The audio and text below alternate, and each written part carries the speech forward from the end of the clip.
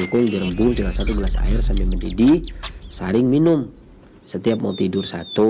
Jangan lewatkan Dapur Sehat Roja bersama narasumber Abu Muhammad Faris Al-Kianji. Sebuah program baru meracik makanan lezat menjadi sehat. Timun yang sifatnya manis ini efektif digunakan untuk meningkatkan kekebalan tubuh, tapi bagian energi vital perut. Dapur Sehat Roja setiap Rabu jam 10 waktu Indonesia Barat sampai menjelang zuhur. Dapur Sehat Roja meracik makanan lezat menjadi sehat.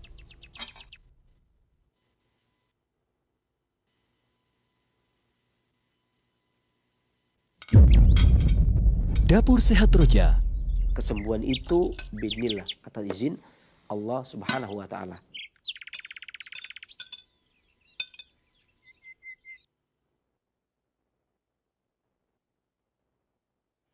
Bismillah. Assalamualaikum warahmatullahi wabarakatuh. Alhamdulillah hamdan katsiran thayyiban mubarakan fi kama yuhibbu rabbuna wa yardah. Asyhadu an la ilaha illallah wahdahu la syarika lah wa asyhadu anna Muhammadan abduhu wa rasuluh la nabiyya ba'da ma ba'da. Ikhwata Islam wajazakumullah, sahabat Roja dimanapun Anda bisa menyimak siaran kami. Apa kabar Anda di kesempatan Rabu pagi menjelang siang yang berbahagia ini? Semoga harapan sehat selalu buat Anda beserta keluarga, dan tentunya semoga Anda semua dalam penjagaan dan perlindungan Allah Subhanahu wa taala. Allahumma amin. Bertemu lagi dalam program Dapur Sehat Roja, meracik makanan lezat menjadi sehat bersama narasumber kita, Sensei Abu Muhammad Faris Al-Kianji hafizahullah, yang akan menemani kita semua hingga 1 jam ke depannya. Alhamdulillah Sensei sudah bersama kita. Kita sapa terlebih dahulu. Assalamualaikum warahmatullahi wabarakatuh Sensei. Waalaikumsalam. Alhamdulillah sehat ya. Sehat, alhamdulillah. Barakallahu fiik. Nah, ikhwatai Islam wajazakumullah, setelah penyampaian materi, silakan nantinya Anda dapat bergabung bersama kami untuk bertanya seputar kesehatan atau keluhan penyakit di line telepon 0218236543, atau Anda dapat mempersiapkan pertanyaan melalui pesan singkat di cas WhatsApp di nomor yang sama 0218236543. Baik, kita kembali ke Sensei. Sensei, pembahasan di kesempatan ini berkaitan dengan mencegah dan mengatasi radang sendi ya, dengan jus anggur, jahe, nanas, pepaya.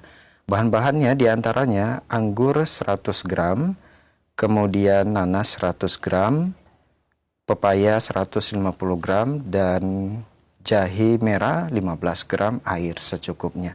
Nah, berkaitan dengan radang sendi ini secara klasik ini gejalanya seperti apa dan disebabkan oleh apa? Nah, baik, terima kasih. Bismillahirrahmanirrahim. Assalamualaikum warahmatullahi wabarakatuh. Alhamdulillah. Wassalatu wassalamu ala rasulillah wa ala alihi wa sahbihi wa man wala amma ba'd. Kaum muslimin, para peminat Roja dimanapun Anda berada, syukur alhamdulillah kita panjatkan kepada Allah Subhanahu wa taala yang telah melimpahkan karunia kepada kita, memberikan kepada kita kesempatan kesehatan sehingga hari ini kita dipertemukan kembali oleh Allah Subhanahu wa taala. Salam serta salam semoga selalu senantiasa Allah curahkan kepada junjungan kita Nabi besar Muhammad sallallahu alaihi wasallam, kepada para keluarganya, para sahabatnya, para keluarganya, dan para pengikutnya selalu senantiasa istiqomah di dalam menampaki sunnahnya yang di yaumul qiyamah.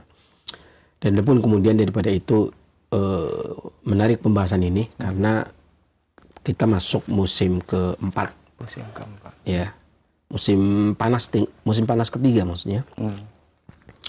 Di mana energi vital limpa itu naik, dan terkadang di musim panas ini ada yang mengatakan ada kalanya panas panjang, ada kalanya panas campuran kayak seperti ini, panas tapi masih ada hujan.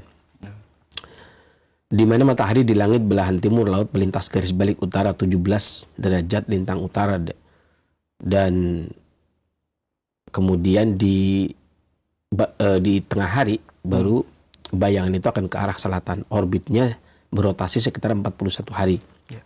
Kemarin mulai dari tanggal 12 Mei. 12 Mei. Ya, dan sekarang 14 ya. 14 Mei. Baru 2 hari masuk musim panas ketiga atau panas akhir ya. Biasanya sampai tanggal 21 Juni karena tanggal 22 Juni itu masuk musim kering biasanya. Matahari demikian, di mana angin bertiup dari arah timur ke barat, meskipun cuaca tidak menentu, ada hujan dan sebagainya, akan tetapi tetap saja secara umum disebut kemarau, meskipun belum menentu cuacanya, terkadang hujan dan sebagainya.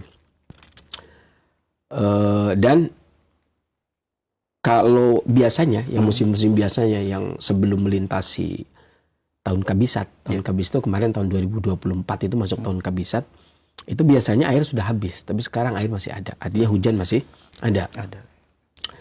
Dan para petani mulai panen buah alpukat, nanas, jeruk. Jadi ini lagi bagus-bagusnya nih. Buah yang lagi bagusnya adalah alpukat, nanas, jeruk, keprok gitu ya. Kemudian buah asam itu sudah mulai matang. Angin sepoi-poi dari timur menuju ke barat, ini angin yang paling nyaman. Dan biasanya para nelayan mempersiapkan peralatan untuk pergi melaut karena gelombang tidak terlalu tinggi.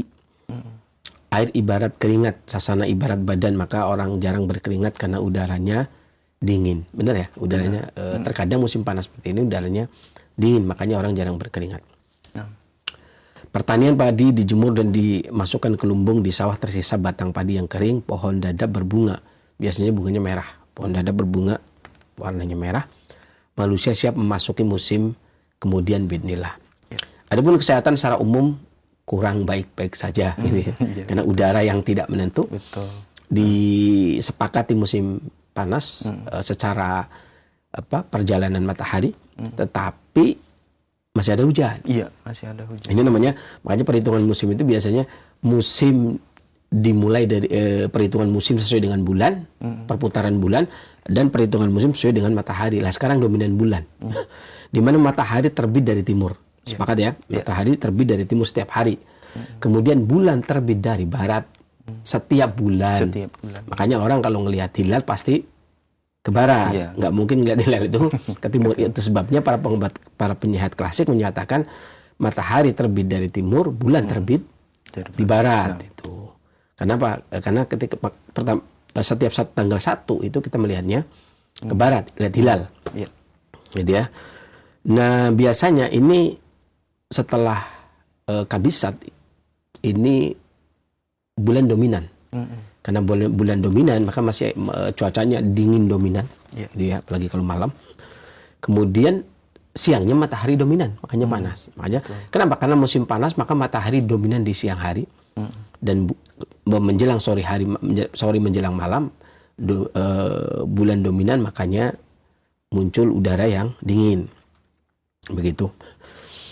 Maka umumnya di kondisi yang kurang baik ini, pada anak-anak kecil mudah terserang sakit kepala, batuk, kemudian radang paru, kemudian hati-hati terhadap saraf, karena banyak juga kasus ini, udah banyak kasus saraf kejepit, ya, nyeri sendi, kemudian juga otak, ya, entah itu radang otak, entah itu, dan jantung. Ini yang diwaspadai. Anjuran para ahli klasik, kesehatan klasik menganjurkan tetaplah ceria dan puas serta bersyukur, jangan sedih dan jangan marah di cuaca yang tidak menentu, gitu ya. Sebelum saya jelaskan lebih lanjut tentang tabiat penyakit radang sendi yang menyerang dan gejalanya, kita racik dulu ya. Baik. Ini masukkan saya ini mangganya ya. Mangga. Nanas maksudnya. Nanas. Dan kemarin anggur tanpa biji, sekarang anggur dengan biji. Anggur dengan biji. Ya.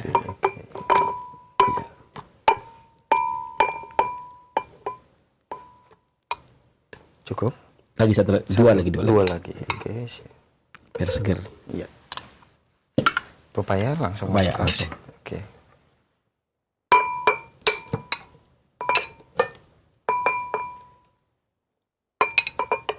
Satu lagi cukup, Bob? Iya. Oh, berarti ini bijinya kita buang? Ya, yang enggak apa-apa. Oh gitu. Kalaupun bijinya sebenarnya nggak dibuang nggak apa-apa, karena sekarang kan tadi bilang waspada jantung ya, dan bijinya bagus buat jantung. Nah, ini saya mau membolehkan bijinya tidak dibuang, tapi bagi yang mau dibuang maka saya praktekin nih. Oke. Bagi yang wah saya nggak suka ada bijinya, ini saya buang bijinya. Artinya boleh dibuang, boleh tidak dibuang. Sesuai selera. Baik. Ya kan? Jatuh. Kalau yang ada jantung jangan dibuang. Ya kalau ini kan nggak, kita di kru di sini nggak ada jantung,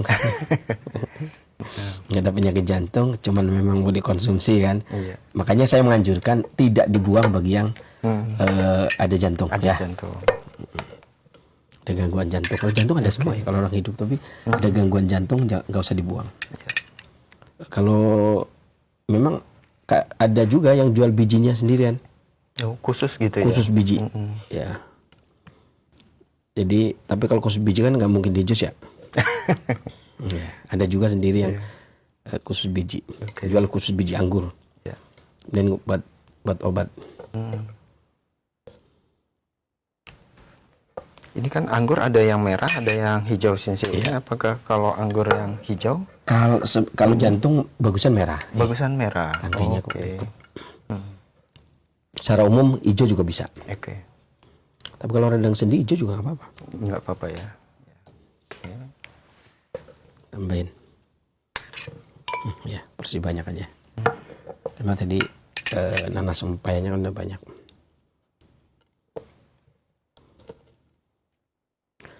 Sama aja yang mau kulitnya dibuang juga boleh. Oh, kulitnya. Ya, tapi kalau Langsung di kami blender biasanya juga nggak apa-apa kulit ya. anggur sendiri juga buat obat. Oh gitu. Iya. Jadi boleh di blender langsung. Kemudian boleh juga dikupas. Ya, oke. Karena ada juga yang jual kulit anggur sendiri, Kulit anggur biji anggur sendiri. Tipis banget. Iya, ya kan. Yang mau ya silakan. Oke. Jadi yang sakit jantung kasih bijinya gitu kan. Nah, Oke, sudah ya. Udah. Oke. Oke. Kita blender. Kita tambah air secukupnya ya. Ya. Air masuk. Cukup. Terus lagi sedikit Lagi. Lagi dikit, hop. Ya. Belum jahenya. Oh iya, jahe merahnya. Jahenya dilupakan. Iya kan? Iya. Nanti dikira nggak pakai jahe lah ya. Sebenarnya jahenya 1 jari ya. 1 jari aja. Cukup ya. Kalau ukuran klasik itu 1 jari. Tapi saya pakai sujung jari. Iya. Agar ini aja. Sip. Oke, ya. Oke, Ya siap. udah.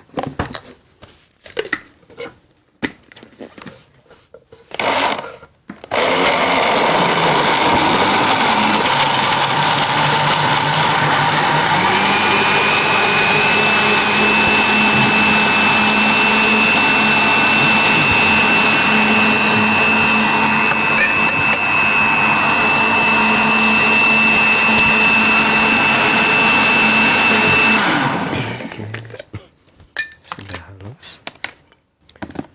Karena nanasnya banyak segar. Warnanya cakep nih ya. Ya, nanasnya banyak segar. Sip. Masya Allah. Ya. Segar banget nih Ya. sepertinya. Baru kita bahas Baik, ke kita lanjut. tanamannya.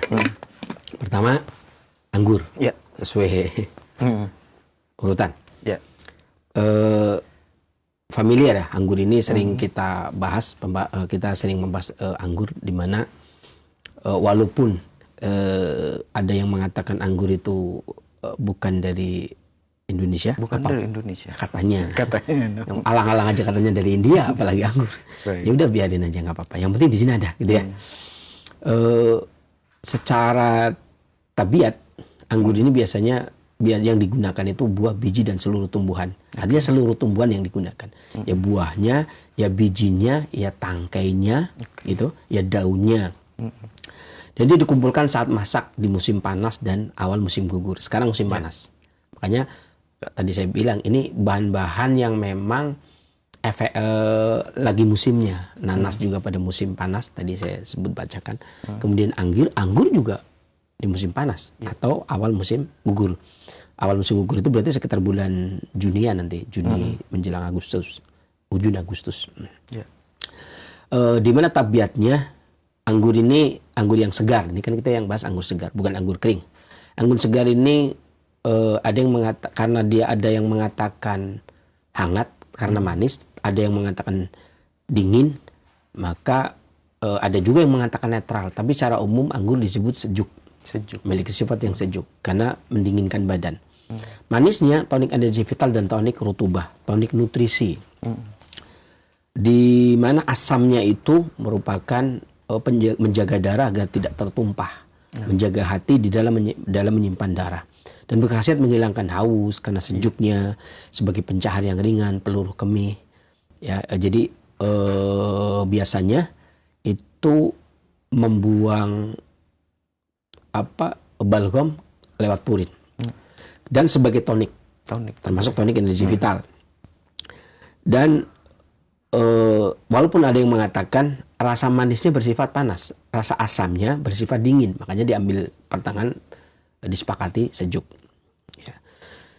Dimana di sini banyak yang mengumpulkan tentang khasiat anggur selain untuk radang tentunya, kemudian selain untuk nyeri sendi tentunya.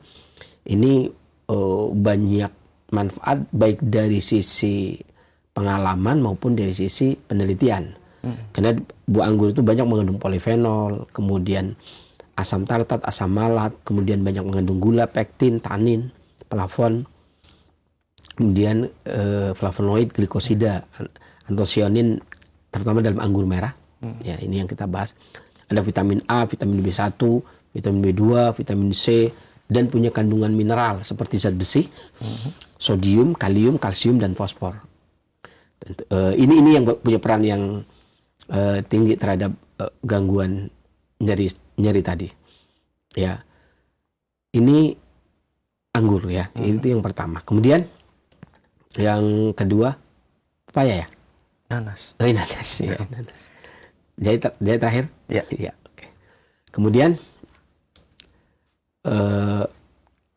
nanas ini sama saja sih. Katanya bukan dari nanas itu, katanya berasal dari Amerika Selatan. Amerika Selatan. Kemudian menyebar ke daerah tropis dan daerah subtropis lain, tumbuh baik pada tanah yang berpasir.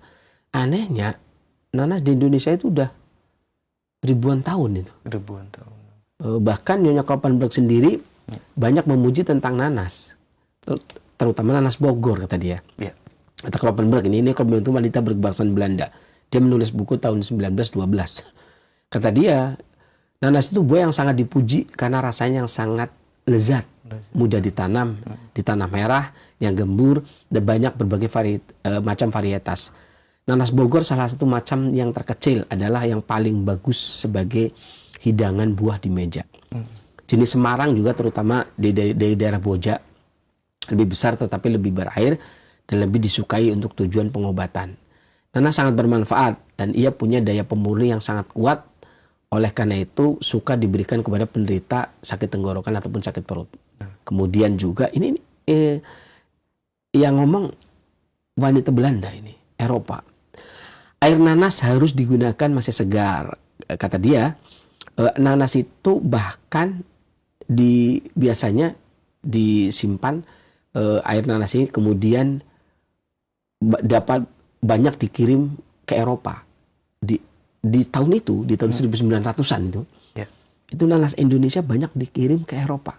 Kan jadi saya bingung, kalau dia berasal dari Amerika Selatan, kenapa mereka ngambil? Betul. Ngambil ke sini gitu ya. Ini yang mengaku adalah Nyonya Kloppenburg. Kalau kemudian Kahene itu seorang profesor berkebangsaan Jerman. Seorang profesor berkebangsaan Jerman yang mengutip pendapatnya Rumpius. Itu tahun 1700-1800. Itu nanas juga katanya dikirim ke Eropa. Ke Eropa juga ya. 1700 sampai 1800. 1900-nya wanita ke Belanda ngomong juga. Nah, terus nanas dari Amerika itu gimana cerita bisa? Betul. Umumnya orang Amerika kesininya loh, kesini nanam nanas itu kapan? Padahal nanas ada di Indonesia sebelum benua Amerika ditemukan ya, jadi ya ajib lah. Dan ini yang dia sampaikan ini berdasarkan buku yang ditulis tahun 1899 di halaman 291. Ya. Tasmania namanya bukunya. Ini menurut Widman. Jadi agak aneh juga sih sebenarnya kalau nanas diklaim itu. Kemudian nanas ini memang dikenal Artinya bukan cuma dari orang kita pribumi, tetapi juga orang-orang negara lain seperti tadi orang Jerman yang meneliti di sini, Rumpius, kemudian Nyonya Kloppenberg, ya itu juga mengakuinya. Ya. Berdasarkan khasiat juga demikian diakui. Kandungan juga banyak sekali. Banyak yang menyampaikan, Kloppenberg juga menyampaikan di dalam bukunya, nanas membersihkan darah, kemudian memudahkan BAB, buang air kecil, selain untuk radang sendi, kemudian anti cacing juga, peluru haid, anti tusip, anti batuk, diuretik. Ya, kemudian bromelinnya merupakan enzim kompleks penghancur protein, penghancur makanan yang menggumpal di dalam lambung. Oleh karena itu berguna untuk melancar pencernaan, mengatasi sembelit. Kemudian juga berkhasiat untuk anti pembengkakan. Seratnya juga mengikat lemak dibuang melalui buang air besar, kemudian melarutkan purin. Kemudian bromelin juga sebagai sulfur mengandung proteolitik yang enzim ini sangat berguna di dalam pencernaan, mereduksi peradangan termasuk radang sendi tadi. Ya. Kemudian juga mengandung peroksidas, merupakan enzim yang dapat menghambat pertumbuhan sel tumor, punya kandungan mangan yang punya peran pada tubuh membentuk enzim COD. Kemudian juga ada kaliumnya yang mengendalikan tekanan darah. Kemudian juga ada vitamin C-nya yang dibutuhkan untuk pembuatan kolagen pada tulang. Kemudian juga untuk pria, vitalitas pria, vitamin C-nya. Seratnya dapat mempermudah BAB pada sembelit, mengatasi sinusitis yang akut, mengatasi rematik dan asam urat. Ini kata dia, para peneliti nih ya, bukan ahli klasik, tapi peneliti. Sengaja saya bawa yang peneliti saja. Ini nanas. Kemudian yang Pepaya. Nah. Yang ketiga adalah pepaya. Ya. Pada saat radang itu disebut panas, karena radang itu panas biasanya antara tingkatan kedua sampai tingkatan ketiga, itu radang. Antara kedua dan ketiga, karena infeksi bisa jadi ketiga dan keempat, maka radang. Nah, pepaya itu sifatnya dingin, sehingga dia bisa digunakan untuk mengatasi peradangan dikarenakan panas. Itu pun demikian. Pepaya bukan tanaman asli Indonesia, katanya itu ya. Di beberapa ini literatur yang saya dapatkan. Tanaman ini katanya berasal dari Amerika Tengah. Amerika Tengah. Kalau dia Amerika Selatan. Ini Amerika Tengah, yaitu Meksiko bagian selatan dan Nigeria. Ini para ahli harus menjawab ya, meneliti ulang. Karena beberapa buku literatur menyebutkan demikian. Banyak, cari aja sini. Saya nggak mungkin menyebutkan judul-judulnya di sini. Kata peneliti, pepaya Bangkok berasal dari Thailand. Namun ditanam di Indonesia tahun 1970-an. Jadi kabarnya Indonesia itu baru menanam pepaya Bangkok sekitar tahun 70-an. Ya. Pepaya jenis ini diunggulkan karena ukurannya yang paling besar dibanding yang lain. Kemudian pepaya Cibinong matang ditandai dengan ujungnya yang berwarna kuning dan seterusnya. Pepaya Hawaii berasal dari Kepulauan Hawaii. Ini gimana Hawaii ke sini? Tapi Nyonya Kloppenberg di tahun 1912 dia sudah membahas pepaya. Ya. Di 1912 dan 1970 itu kan jauh. Ya, betul. Dia mengatakan ya sudah ditanam dari benih sesudah 6 bulan dan orang sudah mendapatkan batang seakan-akan pepaya ini berkayu. Untuk keperluan pengobatan diambil bagian dari pohon yang jantan. Ya, daunnya biasanya. Ya. Kalau yang jantan atau bunganya. Dia berbicara panjang lebar. Kahina juga demikian. Dia mengutip pendapatnya Rumpius di tahun 1700 sampai tahun 1800-an. Itu pepaya sudah digunakan obat di sini. Ya, Rumpius itu seorang ahli berkebangsaan Jerman yang tinggalnya dekat di perbatasan Belanda. Ya. Kemudian dia ke Ambon meneliti tanaman. Banyak karya-karyanya. Saya punya beberapa karyanya beliau. Nah. Saya rasa belum semua sih saya punya, cuman ada beberapa karya beliau saya. Dari sisi sifat tentu saya tidak perlu membahas karena sifatnya dingin dan manis. Manisnya sebagai tonik, dinginnya mengatasi peradangan, gitu kan, radang sendi dan seterusnya. Kandungan banyak sekali kandungannya. Ada beta karotin, ini provitamin A, kemudian vitamin C. Ternyata punya kandungan itu juga. Ada yang mineral, kemudian ada potasium, ada kalsium, ada asam folat, ada fosfor untuk kesehatan gigi dan tulang, besi, zat besi, magnesium dan seterusnya yang biasanya digunakan untuk peradangan, radang panas pada tingkatan kedua maupun ketiga. Ini nanas, pepaya. Nah, kemudian yang terakhir jahe merah. Yang terakhir jahe merah. Adapun jahe merah ini biasanya mengatasi gangguan, kalau bahasa saya sindrempi, rematik karena angin atau nyeri sendi karena angin yang datang dari luar. Kalau yang tidak karena angin tapi karena purin makanan, maka ketika angin masuk dia sudah terkena, maka lebih memperparah. Makanya jahe digunakan untuk memperlancar peredaran darah, ya, terhadap sumbatan peradangan tadi dan mencegah masuknya angin ke dalam tubuh atau mengusir yang sudah ada. Tumbuhan asal Asia Tenggara. Asia Tenggara. Di Yunani tercatat tentang pemanfaatan jahe semenjak tahun 1 Masehi. 1 Masehi. Dan jadi 1 Masehi di Yunani sudah digunakan sebagai obat. Dan pada abad pertengahan, yaitu abad 14 di Eropa, antara tahun 1300-an kesekian, telah memanfaatkan jahe sebagai bumbu masak ataupun jamu. Dan pada abad ini pula, harga setengah kilogram jahe sama dengan harga 1 ekor kambing di Eropa. Eropa dulu ya. Iya, jangan diambil dari Eropa. Kalau ini ngomong dari Eropa ya gawat. Makanya kalau Eropa kemudian mencari jahe ke sini, menjajah, ya kan? Istilahnya mencari jahe. Iya. Ya kan, bahasa politiknya menjajah. Tapi kalau mereka bilang kami lagi mencari rempah-rempah jahe di antaranya kan. Gitu. Karena harganya setengah kilo, bukan 1 kilo, setengah kilo setara dengan 1 ekor kambing. 1 ekor kambing, ya. Bisa kurban sudah. Punya setengah kilo jahe udah bisa kurban ya. Karena demikian berperan dan berharganya rempah-rempah. Itu juga punya alasan yang, ya kan, orang Eropa yang menjajah ke Asia itu alasannya kuat sekali. Kenapa? Setengah kilo jahe setara dengan 1 ekor kambing. Masyarakat pada waktu itu memanfaatkan rempah dan rimpang untuk menambah cita rasa masakan yang kurang enak tetapi bergizi sehingga bisa dikonsumsi. Di London membuktikan dengan penelitian bahwa 1 gram bubuk jahe dapat mencegah mual dan muntah setelah operasi. Di Denmark juga digunakan sebagai obat.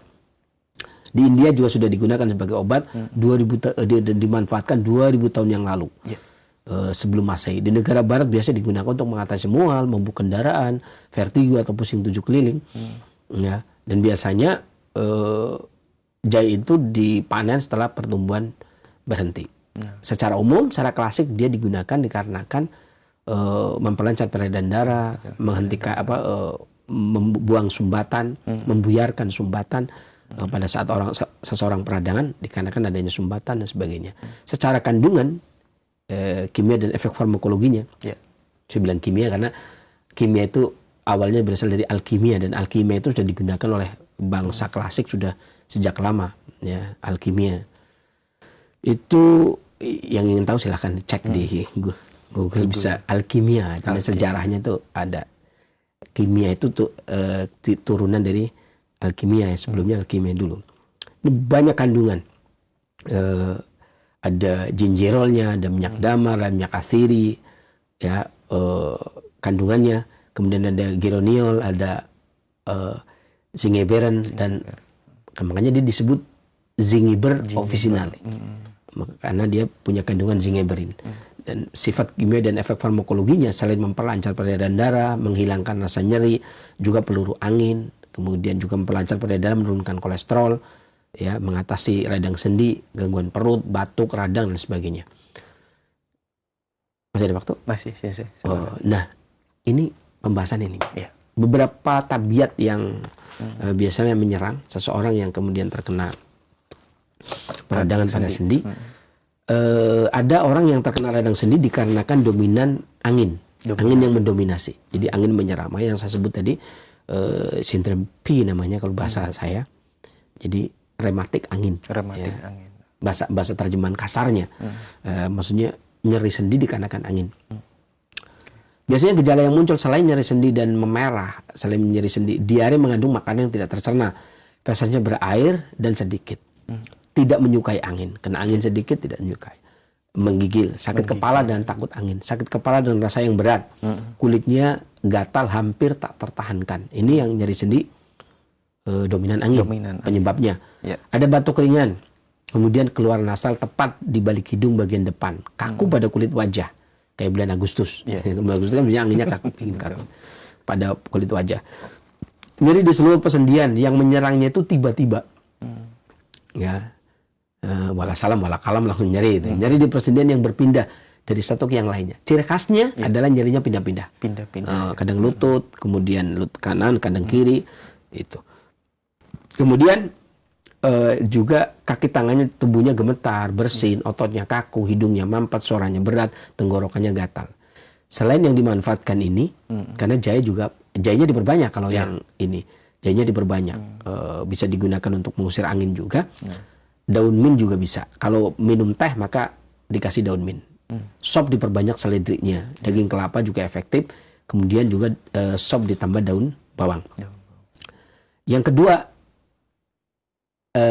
nyeri sendi dikarenakan faktor dingin yang mendominasi.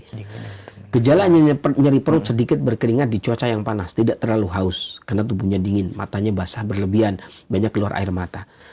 Aliran urinnya panjang dan bening dan banyak.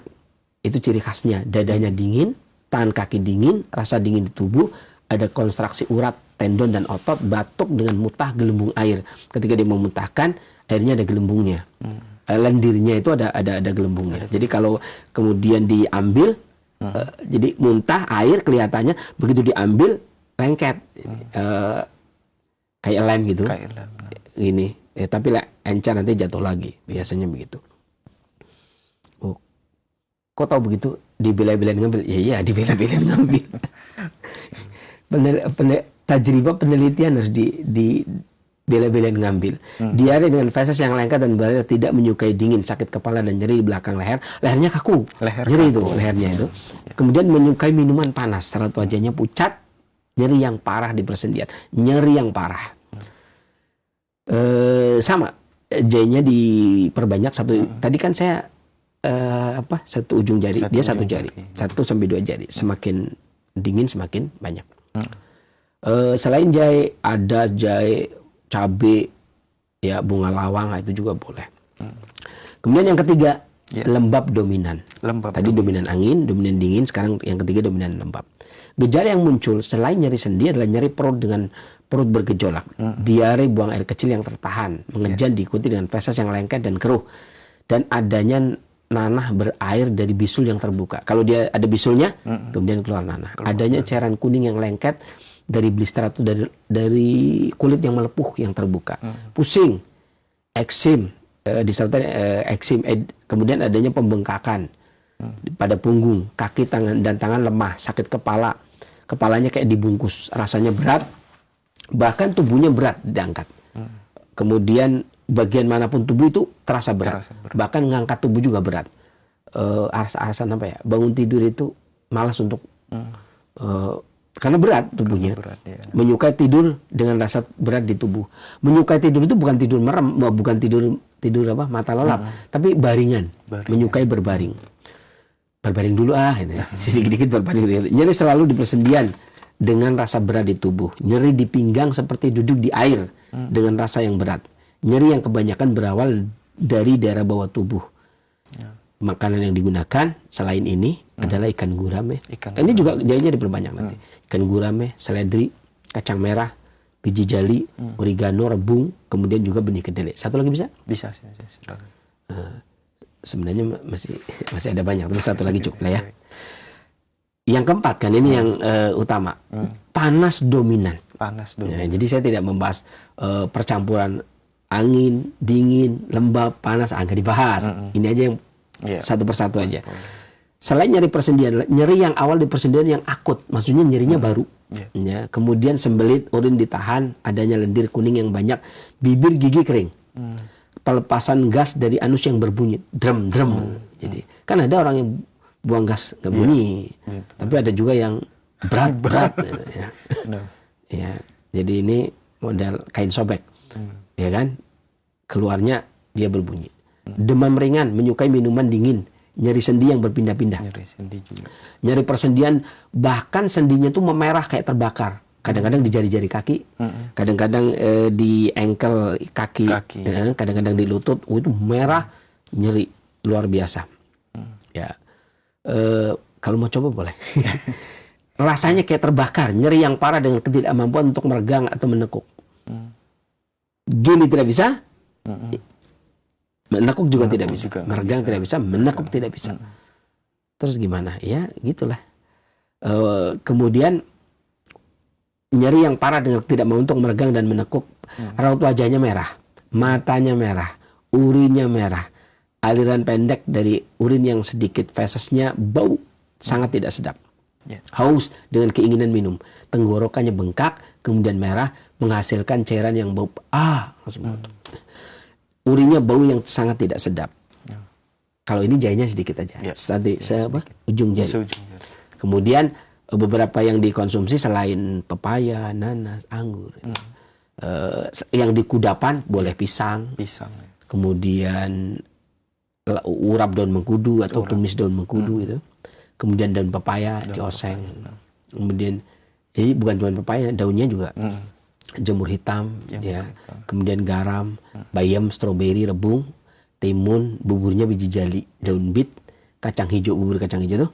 Kemudian daun mint, sayur beningnya pakai krokot. Ya. Cukup apa lagi? Cukup. Demikian mudah-mudahan bermanfaat. Selebihnya saya tanya, saya serahkan pada antum. Silakan. Baik, jazakallah khairan sensei atas penjelasan materi yang sangat bermanfaat di kesempatan ini berkaitan dengan mencegah dan mengatasi radang sendi. Ikhwatai Islam azakumullah, silakan bagi Anda yang ingin bertanya secara langsung di line telepon 0218236543 seputar keluhan penyakit atau kesehatan, atau Anda dapat mengirimkan pertanyaan melalui pesan singkat di cas WhatsApp di nomor yang sama 0218236543. Baik, untuk pertanyaan pertama kita coba angkat di line telepon 021-823-6543. Ya, silakan.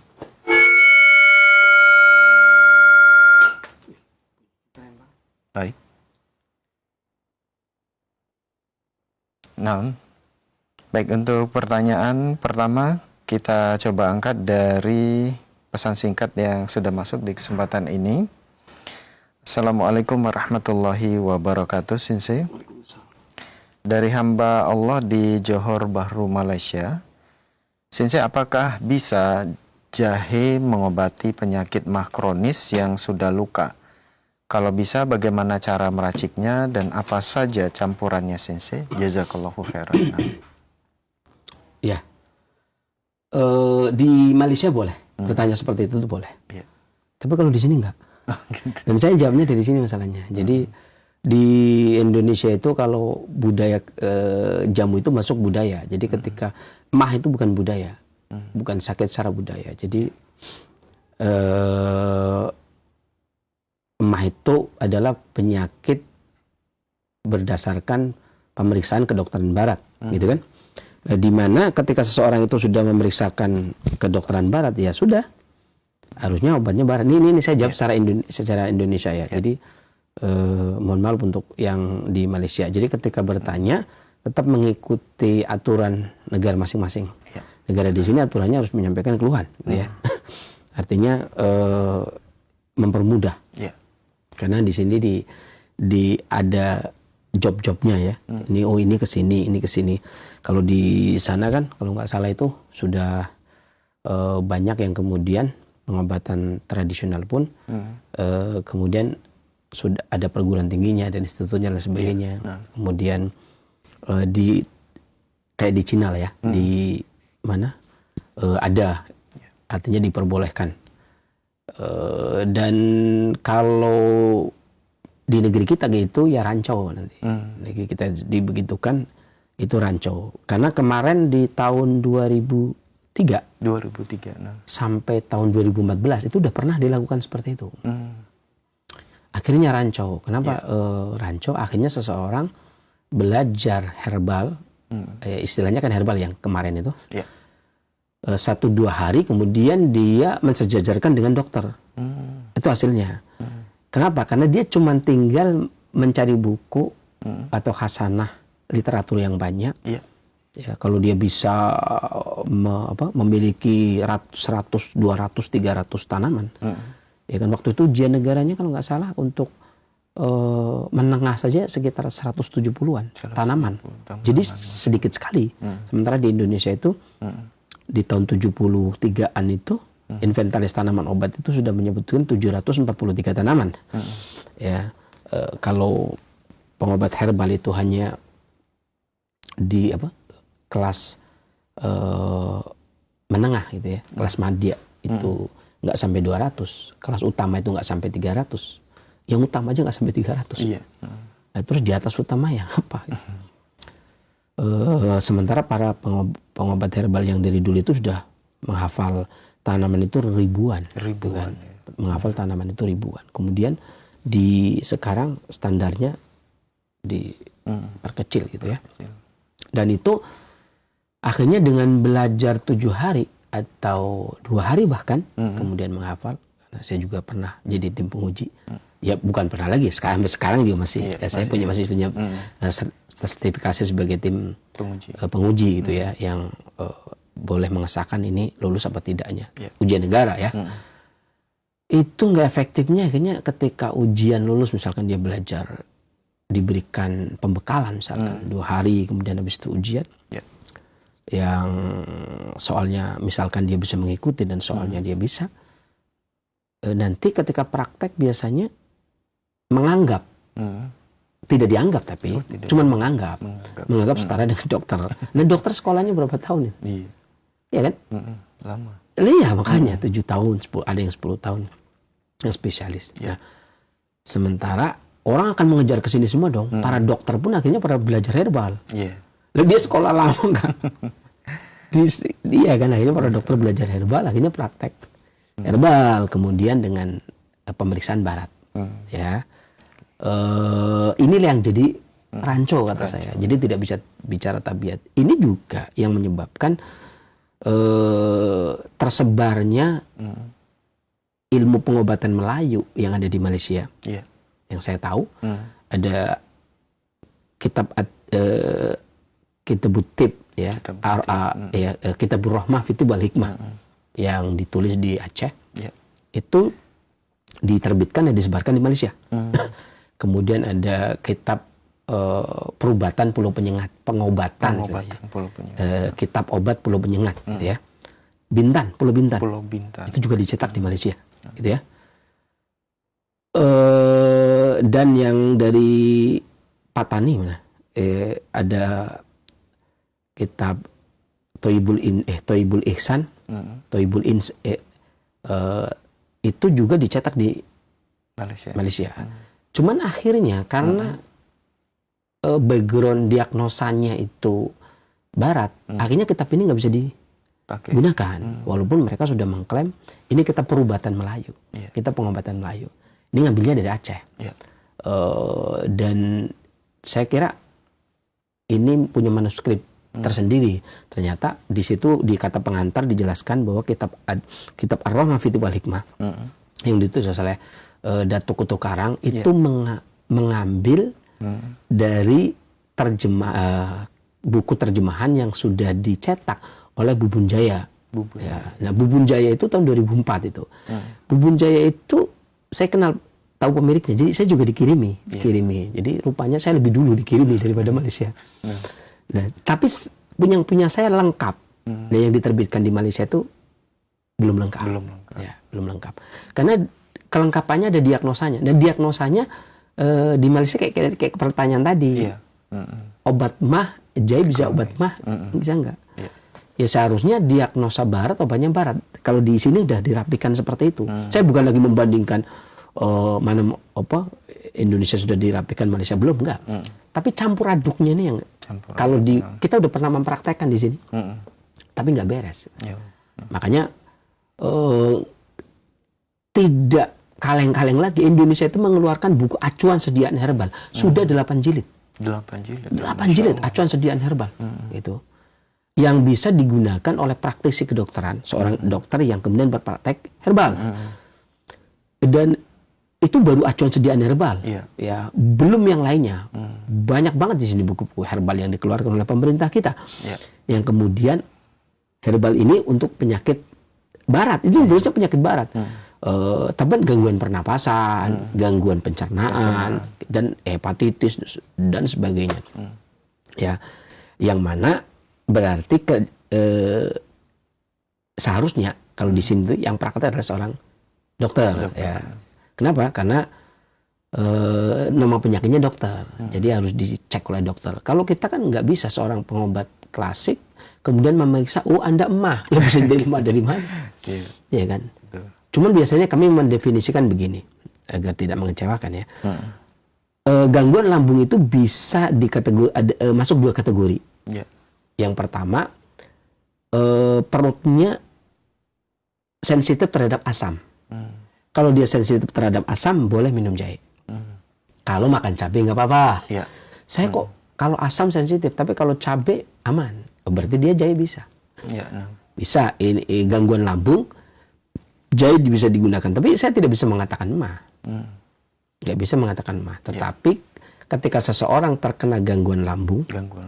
kemudian dia sensitif terhadap asam, maka jahe direbus kemudian diminum. Ukurannya adalah jarinya dia. Ya. Kemudian kasih air madu atau gula merah, kemudian diminum, ini masih efektif. Kalau yang masalah adalah sensitif terhadap asam, ya. Karena membersihkan asam di hati. Ya, ini yang pertama. Yang kedua, kalau dia sensitif pedas, otomatis jahe tidak bisa. Ya kan? Otomatis jahe tidak bisa. Artinya ketika seseorang itu sensitif terhadap rasa, ya maka dia tidak bisa. Nah ini salah satu yang tidak dicetak di Malaysia, yang derajat tanaman obat.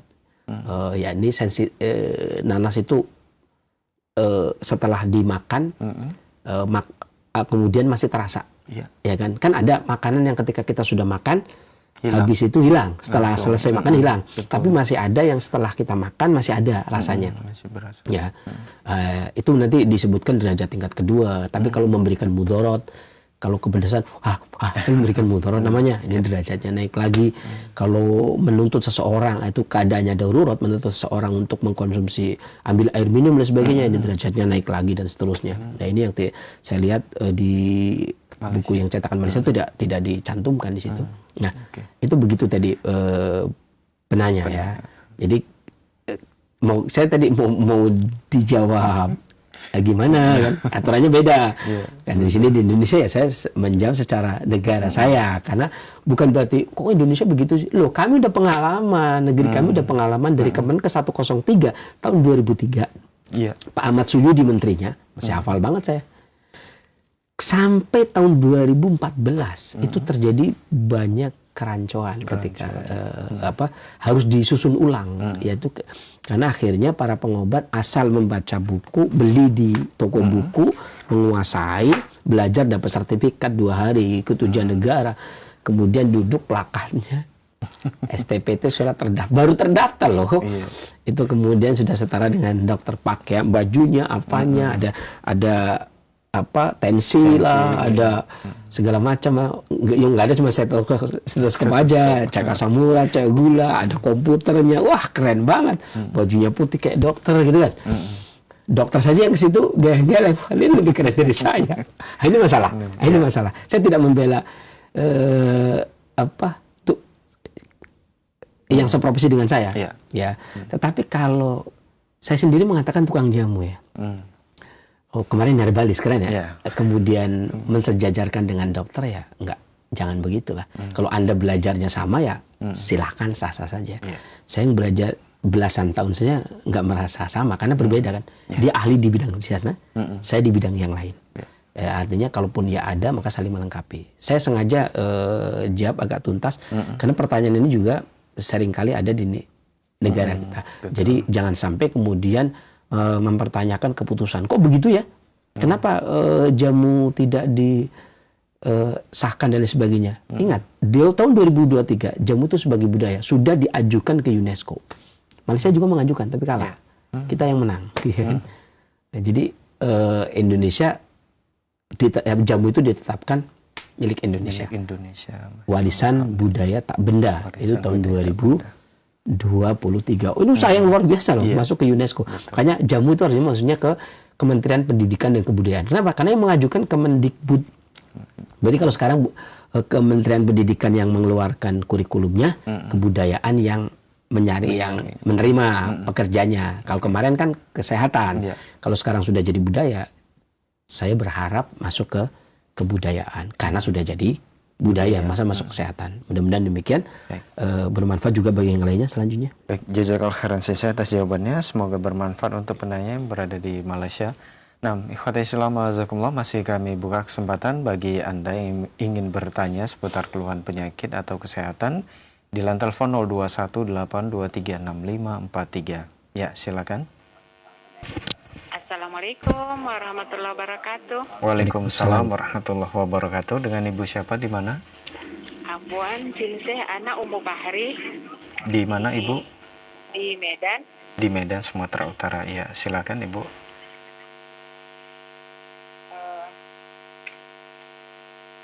Kalau Abuan Cinseh, ini di bawah lidah anak ini kan, yang sebelah kiri ada merah, meradang agak bengkak ya, gitu ya.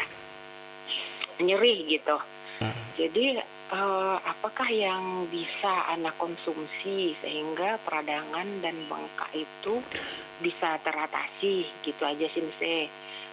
Sukron jazakumullah khairan. Assalamualaikum warahmatullahi wabarakatuh. Waalaikumsalam warahmatullahi wabarakatuh. Silakan. Ada beberapa yang efektif digunakan. Beberapa saya sebutkan dua di antaranya.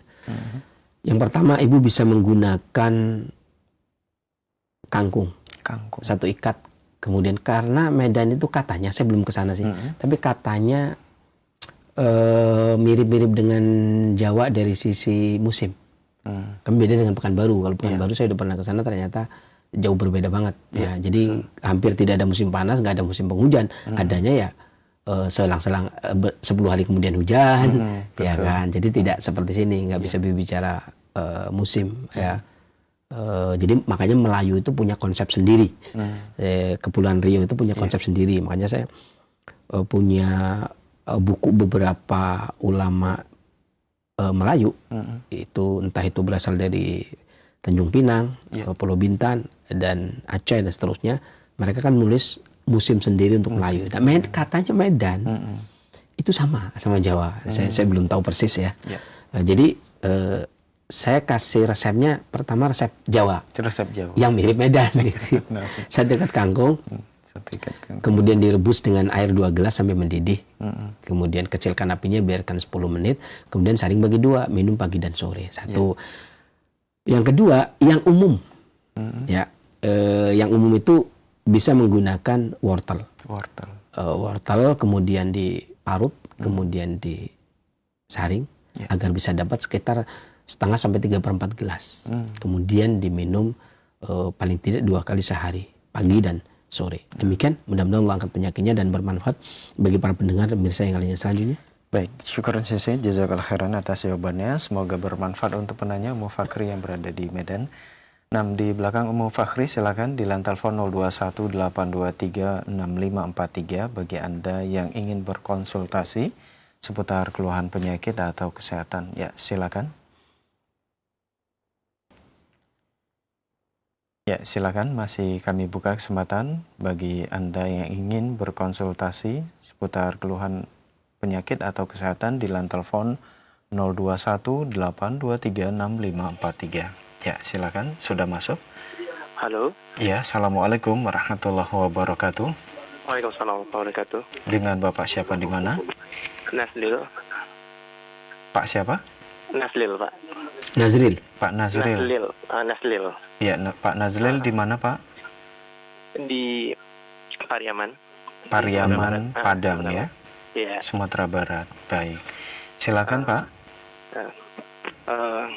Jadi anak saya umur 3 tahun kurang 3 bulan. Ya. Itu mengalami pembengkakan pada limpa, hati, dan getah bening di bagian perut. Anaknya perempuan, laki-laki, Pak? Laki-laki. Taunya dari mana, Pak? Gimana, Pak? Taunya dari mana? Habis di ronsen. Habis di ronsen. Baik. Terus? Habis di ronsen, terus di ronsen itu pembengkakannya udah sampai ukuran 10 sampai 12 cm ukuran limpanya. Terus hatinya membesar, pembuluh dalam hatinya itu ada yang membesar 6 sampai 5 mili. Anjuran dokter gimana? Anjuran dokter, jadi dicek sama dokternya itu dicurigai awalnya leukemia. Terus kemudian setelah dicari lagi dicurigai HLH. Oh iya. Conversation has been held. Halo, Pak. Has been held. Baik. Putus ya? Terputus sepertinya, tapi pertanyaan sudah bisa kita tangkap ya, baru kaitan dengan anaknya ya. Iya. Baik. Silakan Sisi. pertama yang kami tangkap adalah diagnosa dari dokter gitu ya, berdasarkan cek lab, demikian dan demikian nanti yang sudah kita tangkap. Ya. Tadi sudah saya jelaskan ketika penanya Malaysia ya, secara panjang lebar, bahwasanya praktisnya, jawaban praktisnya adalah ketika seseorang itu diperiksa ke dokter, kemudian dokter itu menemukan penyebab penyakitnya, ya berarti tinggal berobat kan. Ya. Maka siapa yang mendiagnosa, dia yang lebih berhak untuk memberikan obat. Kenapa? Karena orang yang tidak mendiagnosa, bagaimana dia bisa mengeluarkan obat? Meskipun dia punya aji penterawangan gitu ya, di terawangnya ini nggak bisa. Justru itu masalah gitu ya kan. Iya. Yang paling benar adalah ketika seseorang didiagnosa, misalkan dokter yang mendiagnosa, maka penyakitnya disebutkan bla bla dan bla. Maka dokter yang layak memberikan obat. Ya. Begitu pula ketika seorang sinsei kemudian memeriksa, oh ini dikarenakan PPL, oh PPD, penyebab penyakit dalam, emosi, penyebab penyakit luar, misalkan angin. Ya. Kemudian oh pola makan, atau dikarenakan esensi prenatal, bawaan dari orang tua, misalkan orang tua. Tapi kalau sinsei kan begitu menetapkan, oh ini orang tua laki, oh, ini orang tua perempuan. Gitu. Ya. Saya juga pernah begitu, artinya ketika ada seorang yang datang, kemudian ibu-ibu datang membawa anaknya, kemudian dia, ini penyebabnya apa sih? Saya bilang nanti kalau udah baikan saja saya kasih tahu. Saya khawatirnya kalau dari orang tuanya dia shock kan. Ya. Nah, makanya ketika sudah baikan, ini udah baikan sih saya gimana? Ini sebenarnya penyebabnya apa? Baru saya sebutkan. Ini awalnya itu dari ibunya 8 tahun yang lalu. Kemudian dia hitung, oh iya, ibunya kenapa? 8 tahun yang lalu itu ibunya kalau pulang ke rumah itu jam 2 malam. Paling cepat jam 1 sampai jam 2 malam baru pulang ke rumah. Ah, iya kata dia. Kok sih saya tahu? Dia bilang, "Mas saya di sini Cilengsi." Mana ada, saya masih di Jawa, saya nggak tahu. Tapi berdasarkan data yang kami lihat, ciri-ciri anak yang kami lihat itu bukan berasal dari dia, tapi berasal dari orang tua. Makanya kemudian tahunnya saya sebutkan sekitar tahun 2000, sekitar 8 tahun yang lalu, pola hidup ibu suka begadang, kemudian pas mau pulang makan ini dan itu, saya nggak jelaskan di sini, makan ini dan itu, kemudian iya benar, itu hampir tiap hari sensei, selama habis itu 3 bulan kemudian hamil kan, iya, betul, kemudian saya cerita dan itu benar, ini namanya diagnosa ya, jadi, nah saya layak memberi obat karena saya udah diagnosa dan dia mengiyakan.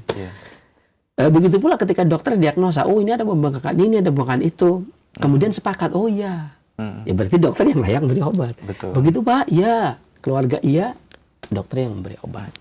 Gak bisa kemudian, misalkan saya diagnosa, oh ini disebabkan karena angin lembab. Oh ya, sensei terima kasih, nanti saya ambil obat ke dokter. Ya kan? Kemudian dok gimana? Kemudian tanya di Roja, di dokter, kemarin udah didiagnosa sama Shinsei, udah ke tempatnya Shinsei, kemudian ada Shinsei yang mengasih tahu bahwasanya ini dikarenakan angin lembab, atau sindrom P misalkan lah ya, yang apa obatnya dok angin lembab itu, dokter ya nggak tahu gimana gitu kan, apaan P gitu kan, P itu tulisnya B dan I, bacanya P misalnya gitu. Enggak tahu saya, enggak tahu mesti, otomatis enggak tahu. Ya, kemudian begitu pula sebaliknya, ketika dokter kemudian menyampaikan bla bla bla bla, diagnosanya begini-begini dan itu sepakat benar diagnosa itu, kemudian tanyakan pada Shinsei, gimana Shinsei? Dokter katanya berdasarkan hasil lab, ronsen dan sebagainya, kata dokter anak saya demikian dan demikian. Kan tadi dokter aja menduga leukemia, kemudian ternyata bukan.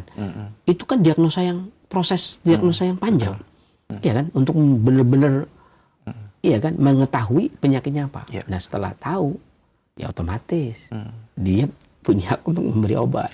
Kita tinggal mendoakan, mudah-mudahan mengangkat penyakitnya. Dan bermanfaat bagi yang lainnya juga. Selanjutnya. Amin. Jazakallah khairan Shinsei atas jawabannya. Semoga bermanfaat untuk penanya Pak Nazir yang berada di Payakumbuh, Sumatera Barat. Nah, masih kami buka kesempatan bagi Anda yang ingin bertanya secara langsung di line telepon 0218236543. Putus? Baik, terputus. Kita beralih ke pertanyaan melalui pesan singkat kembali. dari Ummu Maryam di Bandung. Assalamualaikum warahmatullahi wabarakatuh. Sensei. Waalaikumsalam warahmatullahi wabarakatuh. Sensei izin bertanya, di buku-buku jari tangan saya yang di bawah kuku, jari kelingking, jari manis, dan telunjuk, baik tangan kanan maupun kiri ada tonjolan. Kalau ditekan terasa agak sakit dan kaku. Pada telunjuk tangan kanan ada tonjolan seperti berisi air. Itu mengapa ya Sensei dan bagaimana cara mengatasinya? Syukur. Nah ini yang kita bahas tadi. Kemudian membuang cairan tersebut ya meluruhkan baik yang bengkak tadi peradangan maupun yang bengkak tadi barusan kita bahas. Kalau memang cenderung panas maka jahenya sedikit saja. Tapi kalau rasanya itu nggak terlalu panas, nyeri saja tanpa panas, maka boleh jahenya dari seujung jari menjadi dua ujung jari, dua buku katanya tadi, atas satu jari, gitu ya Bu ya. Dan lo angkat untuk ininya resepnya bisa diputar ulang. Putar ulang, mudah-mudahan lo angkat penyakitnya dan bermanfaat bagi para pendengar dan Indonesia yang lainnya selanjutnya. Amin. Jazakallah khairan Sensei atas jawabannya. Semoga bermanfaat untuk penanya. Nah, ikhwatul Islam wazakumullah, masih kami buka kesempatan bagi Anda yang ingin berkonsultasi secara langsung di line telepon 0218236543. Ya, silakan.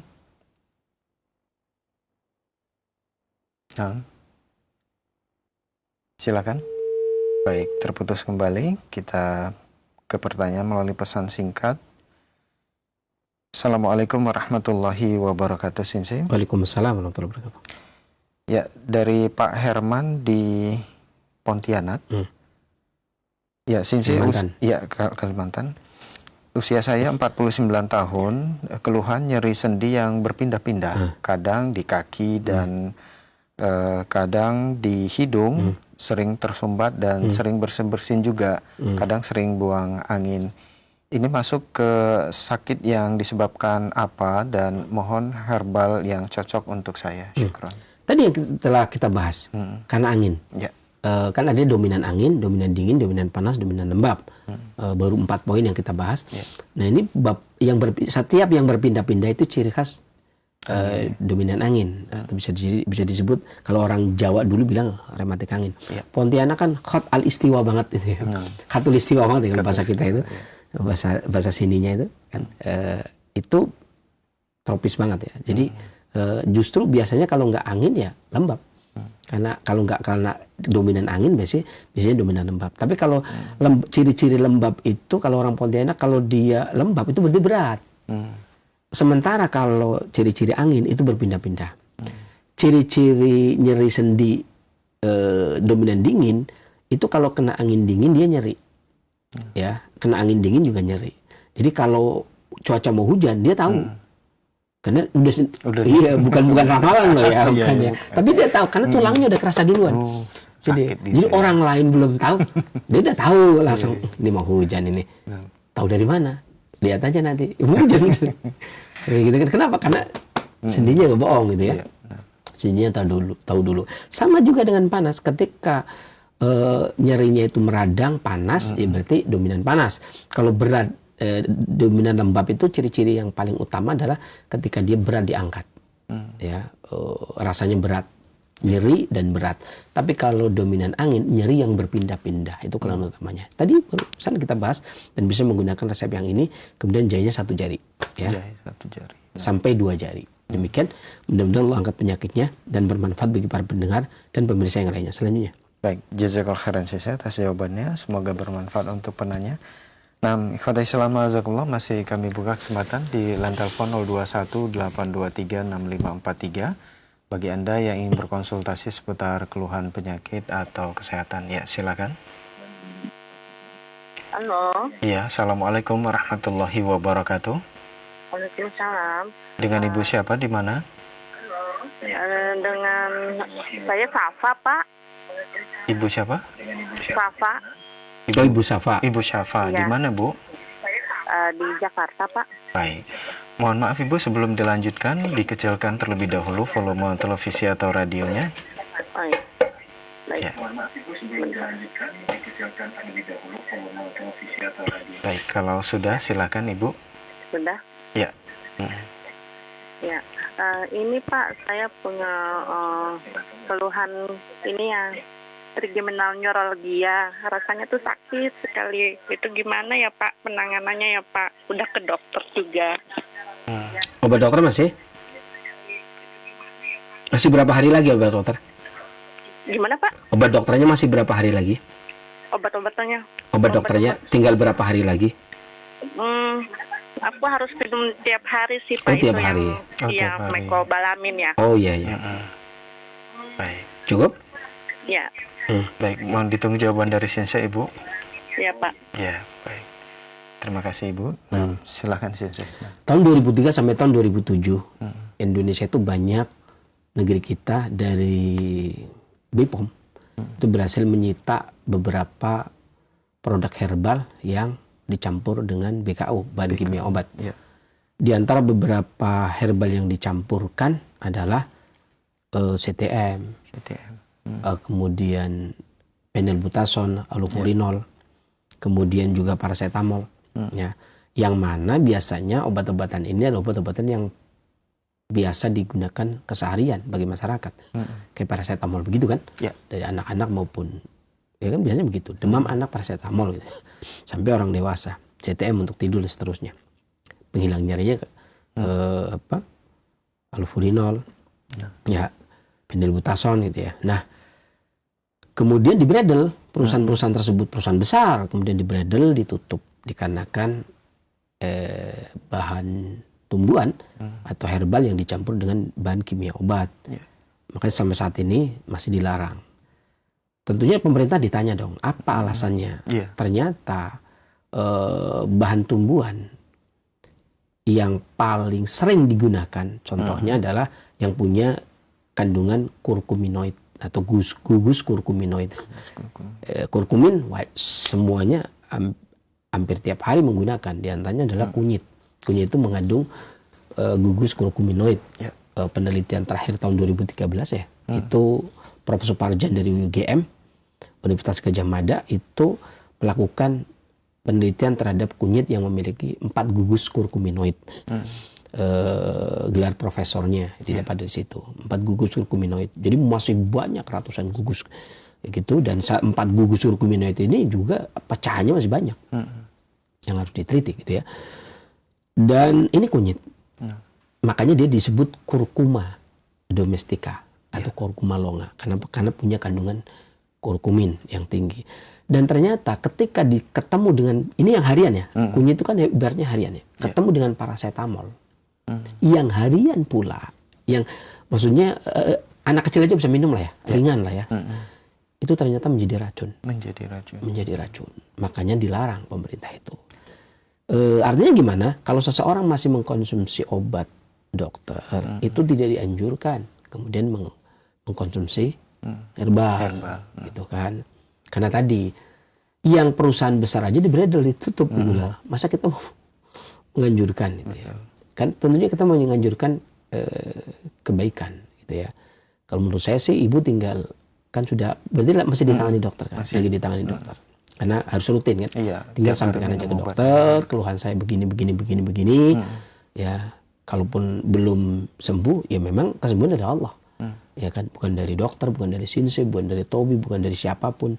Tapi Allah yang menurunkan penyakit, Allah yang menurunkan obatnya, dan Allah yang menyembuh. Kesembuhan itu bi'idznillah, kata Imam Muslim. Sembuh itu bi'idznillah. Bukan penyakit dengan tubuh itu pisah. Itu karena izin Allah. Ya kan, makanya ya udah tinggal sampaikan ke dokter, ikhtiar sudah ada, tinggal banyak berdoa. Kemudian apa yang dilakukan manusia, yakni tajribah, penelitian, usaha penelitian itu paling tidak dilakukan. Setidaknya kalau memang penelitian itu punya dasar, ya semaksimal mungkin kita mengikuti penelitian tersebut, ilmiah kan, ilmu. Ya ini tadinya yang logis. Yaitu tadi ketemunya antara gugus kurkuminoid dengan paracetamol itu menjadi racun. Apalagi ini buan ini, makanya tantangan BPOM kan begitu. Apalagi yang lain kayak allopurinol, phenylbutazone, yang mungkin bisa digunakan setiap hari juga. Orang boleh jual beli bebas. Paracetamol orang beli jual bebas. Iya kan, di mana sakit kepala langsung beli paracetamol. Apalagi tadi obat-obatan yang ibu sampaikan itu tentunya tidak dijual bebas. Iya. Lebih lagi tidak bolehnya, ya kan. Di sini kan bimbingan. Ini bimbingan penyuluhan ya. Jangan sampai kemudian bimbingan penyuluhan malah hancur jadinya. Loh, ini kok malah dicampur dikasih, ya kan? Tentunya bimbingan penyuluhan itu demi keamanan. Ibu tinggal datang lagi ke dokter, sampaikan keluhannya, ya nggak tahu mau ditambah obat apa, kita juga nggak tahu nah. Itu kan keilmuan dokter. Kita cuma bisa mendoakan benar-benar angkat penyakitnya dan bermanfaat bagi para pendengar dan saya yang lainnya selanjutnya. Baik, jazakallahu khairan sisa atas jawabannya. Semoga bermanfaat untuk penanya Ibu Safa yang berada di Jakarta. Baik, kita beralih ke pertanyaan melalui pesan singkat kembali dari Pak Ramlan Ibrahim. Assalamualaikum warahmatullahi wabarakatuh, Sensei. Waalaikumsalam warahmatullahi wabarakatuh. Sensei, usia saya 49 tahun dan bagaimana cara mengatasi rambut botak? Dan apakah penggunaan daun waru untuk menumbuhkan rambut botak ini bisa, Sensei? Syukran. Ya, saya punya pengalaman ada seorang, saya tidak sebut pasien ya, karena kalau berobat kebotakan itu namanya bukan berobat ya, perawatan ya, benar nggak?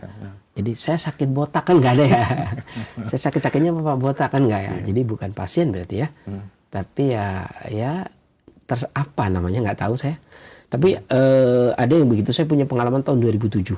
Yeah. Tahun 2007 itu ada orang yang botaknya sampai apa ya, 3/4 apa ya? 3/4. Ya, botak terkenal itu kan dulu juga ada yang botak. Dan dia sudah habis beberapa puluh juta karena kan biasanya dipakai sekian nanti tumbuh gitu. Iya. Kemudian akhirnya lewat teman saya dia datang karena dia temannya teman saya, kawannya teman saya, gitu ya. Bukan teman saya langsung, bukan. Ya satu perusahaan sama teman saya. Akhirnya dia mengatakan bla bla bla bla. Kemudian saya periksa, oh ini mah pakai obat luar aja bisa. Karena bisa pakai dalam, bisa pakai luar, bisa pakai dalam luar gitu ya. Kemudian saya bikin kan, ya sudah pokoknya saya kasih anjuran pakai daun waru, dia pokoknya bikinkan aja lah, terima jadi gitu ya. Akhirnya saya bikin. Waktu itu saya bikin daun waru, saya bikin minyak dia daun waru, kemudian dioleskan itu 2 minggu, 2 pekan.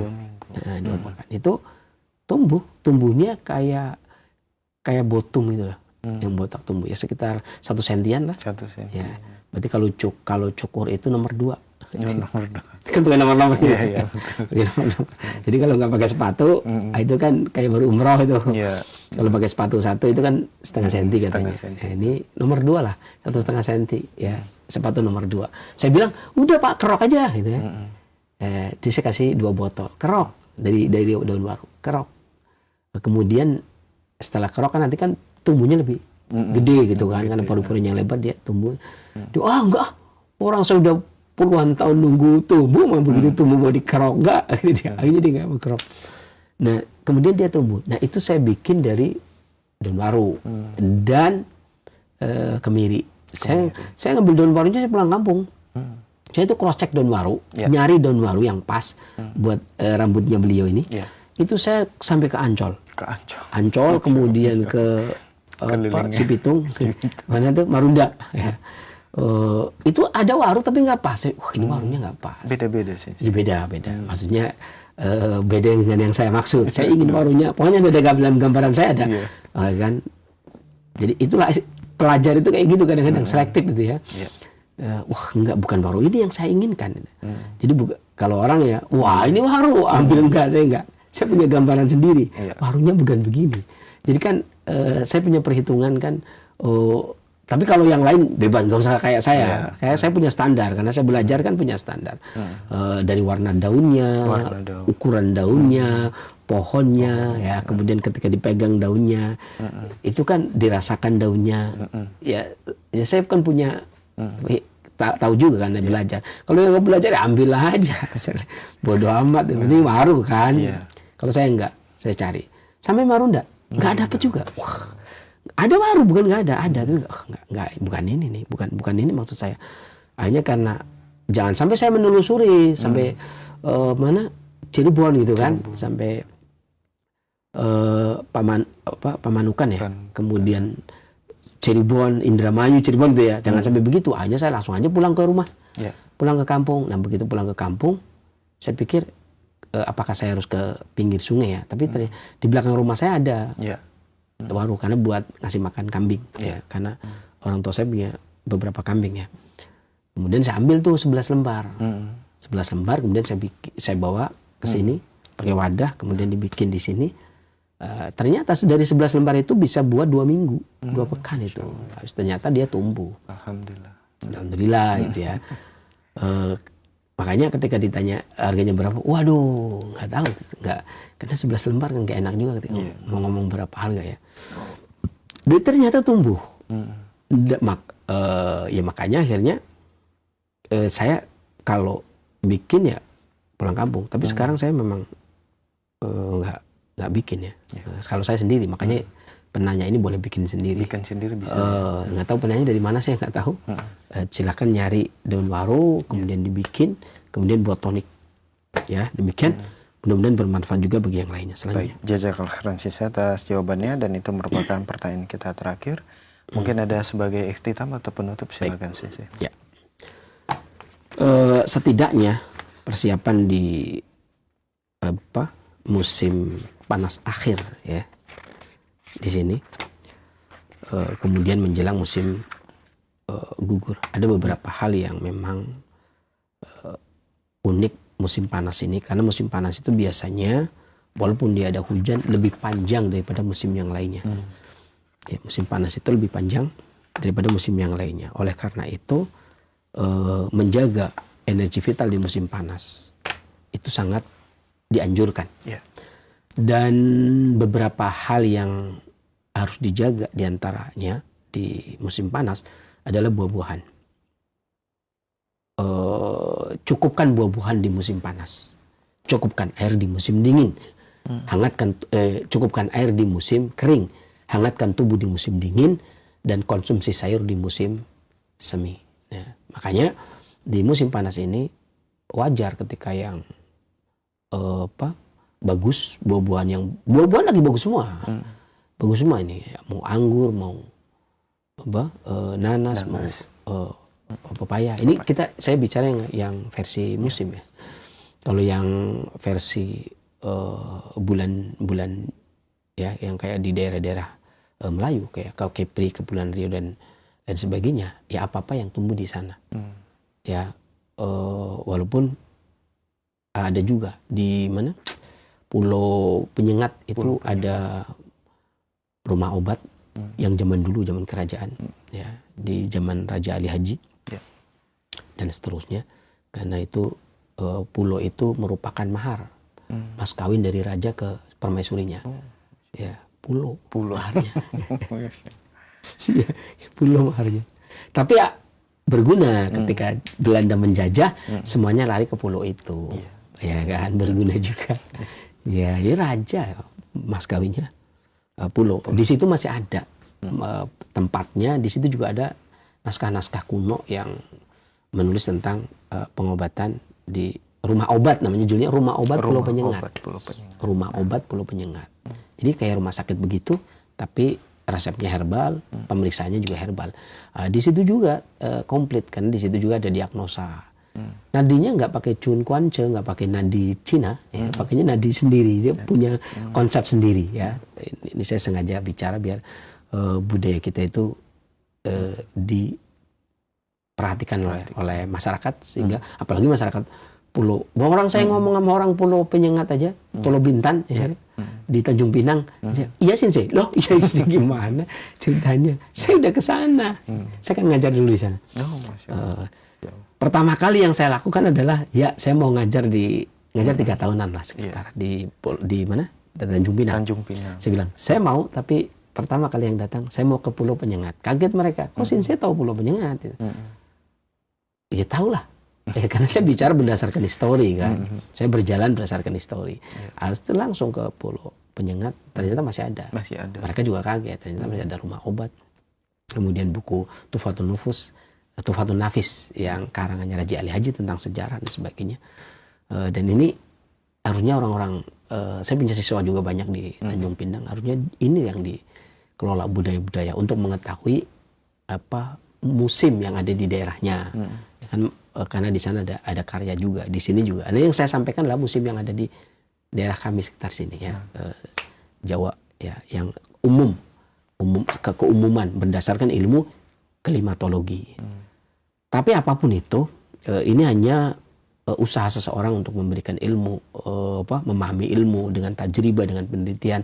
Tapi walhasil tetap saja kita itu diwajibkan menuntut ilmunya.